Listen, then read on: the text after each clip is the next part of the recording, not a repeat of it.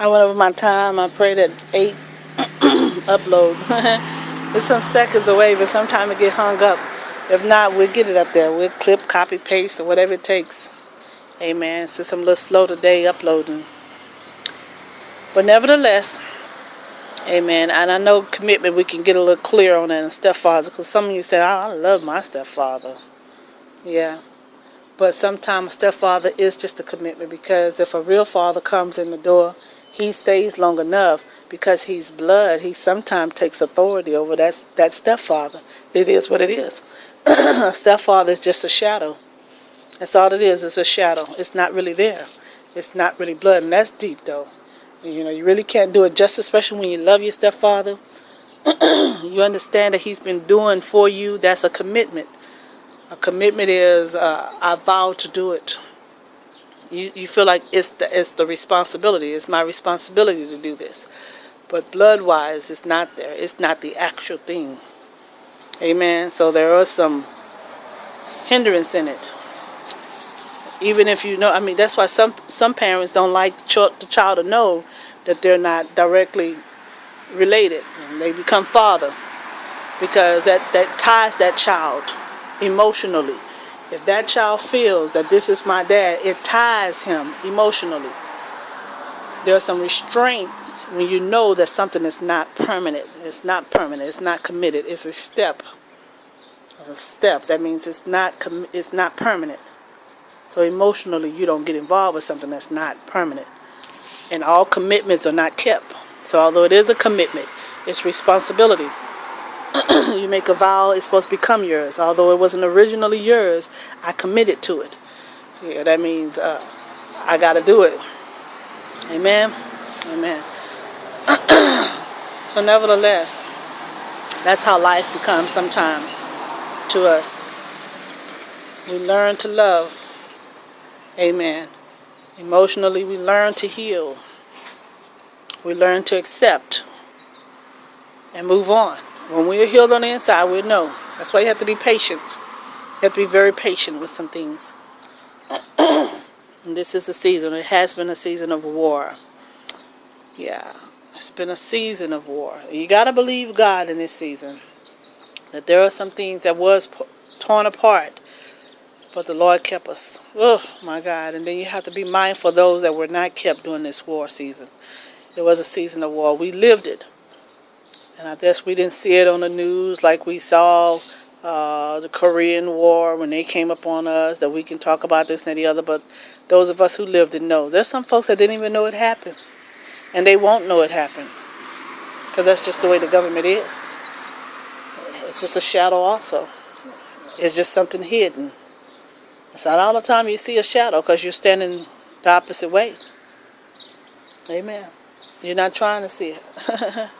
And then sometimes you can't see a shadow. It has to be a light there to see the shadow. It's something that has been. That's right. But there are some folks that won't see it. And that's just the life we're living in today. Just searching in the Spirit. The Lord is good, though. He knows all things. It takes time for Him. I thank the Lord myself for that word. I thank the Lord for police officers moving in the right direction. I believe that. For those of you who are listening, and those of you, I tell you, because the internet was torn up too.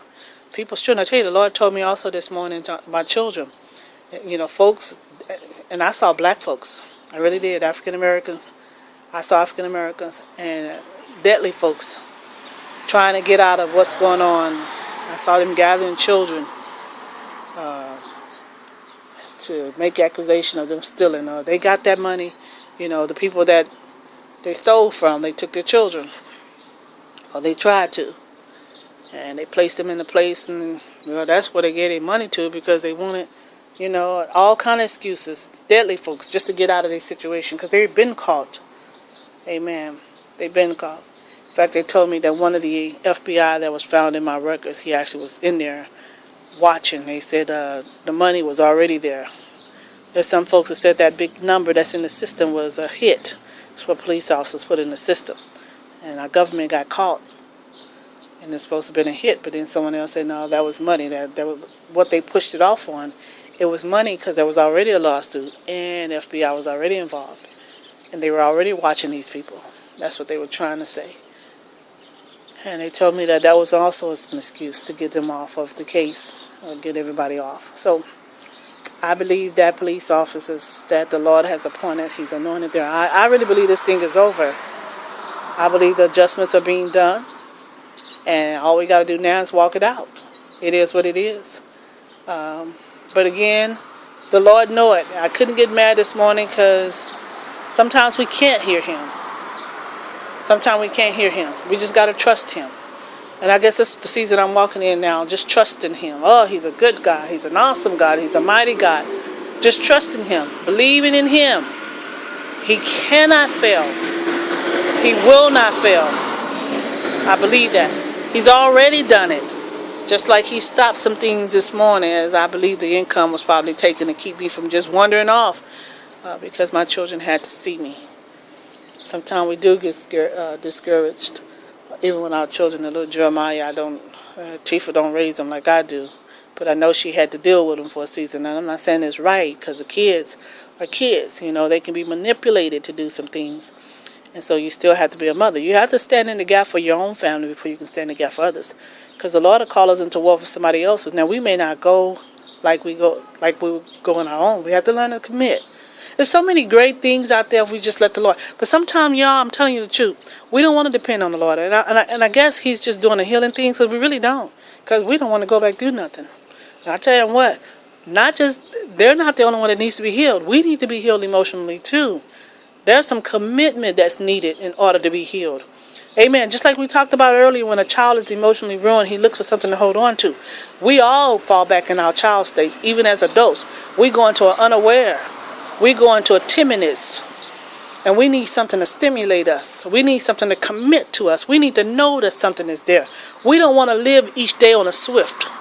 Oh my God, listen to me. We need to know something is there for us. We all need motivation in life. We need a purpose to wake up in the morning sometimes, especially when you're wounded. We need to see the Lord do something. Amen. We need to see Him do something. We know we had our good days. We had our bad days. It's just been a storm. We've been through a war. Now we need for Him to commit. Show us something, even if there's a stepfather. Put something there to make us want to do something. Give us some help. Yeah, let's speak the truth about what it is. We need some commitment. Oh, my God. We need some love. We need some people that make love. Amen. We wait on the Lord because we want that thing that's right. But when it comes, come on, it's not always the right thing at the right time, but it's the right situation because it advances. Things get better. I don't believe it should be no cheating husband. I ain't got time for that. I told the Lord, this was, I don't know how long ago, I was sitting up in here and Lord showed me another place because, the devil can talk sometimes. So I said, sometimes you got to stand still and let the Lord, even in this, if it's not the Lord, then the Lord knows how to move it and make it right. I believe He's doing it already because the devil can touch something. The Lord said, okay, I'm going to use that. But it's still the devil. And so the Lord has showed me this one person. I said, I don't want that. That cheats. I ain't got time. It's like, we like that with crackheads too, ain't y'all? Y'all know better because they be changing their life. I gave my life to Christ and we found they were crackheads. We try to belittle them. I want that. That probably done hit all kind of dirty needles. That's how we always say, man. I want that, Lord, because I know that man is filthy as heck. I know what he did. I saw, I don't want that man. I'm serious. I played for a while. I said, I don't want that. Amen. And filth has nothing to do with having the majority either. You can have filthiness in you by just having one of the wrong person. Amen.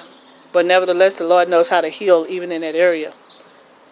But we don't want to go through it. And I tell the Lord, first of all, you look at a person yourself and say, Lord, you going to give me some things that I want? Because the Lord does know what's good for you. Because you know overall what you want to do. You want to be fulfilled. Fulfillment is not an object. And you can't see fulfilled. Fulfillment is a joy on the inside. But we look for objects. We look to objects to fulfill us. So we want to look at tall, dark, and handsome. The Lord said, that's not going to fulfill you. That'll make you look good, but that ain't going to fulfill you. He said, now that don't look right, ain't built right, ain't shaped right, may not even be the right color. But it'll fulfill you. It'll make you happy. Because I know what's going to make you happy. I know what's going to make you tingle. Amen. That's why when we don't know the Lord, we get out there and try it.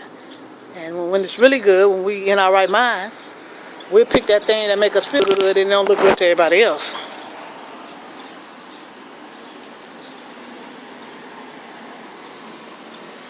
Amen.